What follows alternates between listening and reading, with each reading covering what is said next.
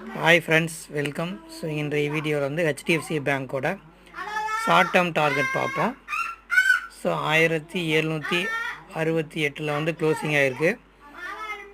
So இந்த market heavy கரெக்ஷன்லேயே வந்து இது வந்து நல்லா சப்போர்ட் எடுத்திருக்கு.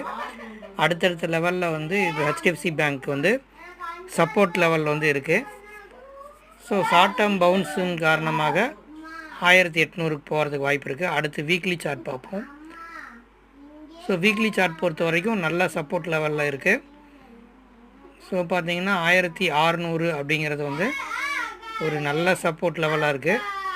ஹெச்டிஎஃப்சி பேங்க் பொறுத்த வரைக்கும் ஷார்ட் டேர்மில் வந்து ஒரு பவுன்ஸ் பேக் வர்றதுக்கான வாய்ப்பு இருக்குது. லிமிட்டட் டவுன் சைடு தான் இருக்குது.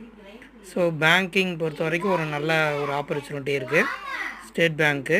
ஸோ அடுத்து 1 ஹவர் சார்ட் பார்க்குறோம். 1 ஹவர் சார்ட் பொறுத்த வரைக்கும் ஒரு அப்சைட் போகிறதுக்கான வாய்ப்புகள் இருக்குது.